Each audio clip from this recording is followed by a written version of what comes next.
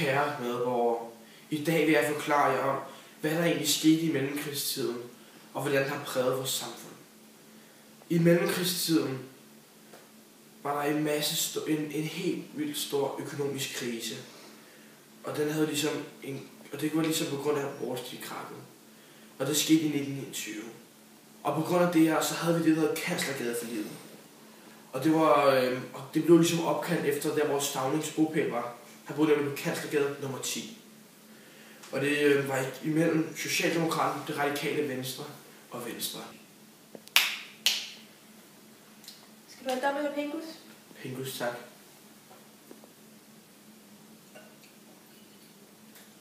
Mange tak. Jeg har lidt for dagen. Tak.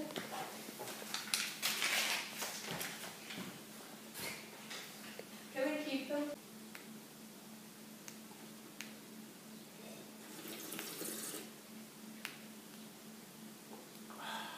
Kæft, jeg vil med den. Nå, hvor var det nu, jeg kom fra? Nå jo, det var mellemkrigstiden, jeg kom fra. Nå jo, i arbejdsløsheden i Danmark, den steg de første år efter Wall Street-krakket. Og i 1930'erne var arbejdsløsheden på over 30%. Det var jo ærgerligt for dem, ikke?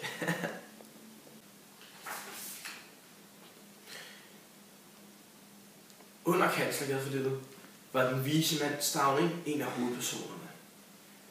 Og lige om lidt, så skal I se et lille klip af ham fra præcis det her forlig.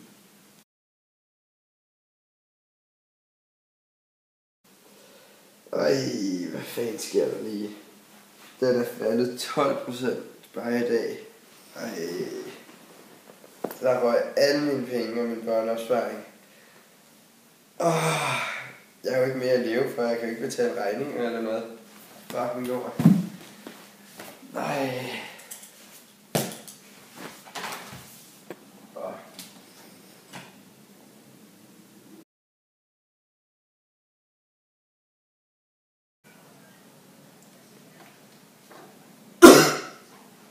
Kære alle medborgere, jeg takker for denne tilslutning. Det forliggende lovforslag har fået i den afvigende betænkning og kan selvfølgelig modtage det ændringsforslag, som er stillet til paragraf 2, tagende sigte på en tydeliggørelse på et underordnet punkt. Jeg kan ligesom det ærede medlem, hr. Krag, udtale den forventning, at de foranstaltninger, man er i færd med at planlægge i forbindelse med standsningen af den faretrukne lockout, må virke helbredende, og at det må lykkes nu at få mere produktion i gang i stedet for mindre. Så er i hvert fald det formål nået, som har været det ledende under de drøftelser.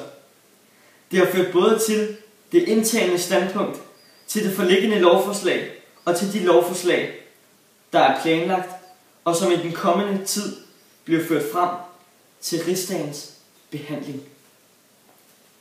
Det ærede medlem, hr. Christmas Møller, interesserede sig for at vise forhandlingerne. Ingen har nogen anledning til at bestride, at både samtaler og egentlige forhandlinger har fundet sted. Som det er sket nogle gange før.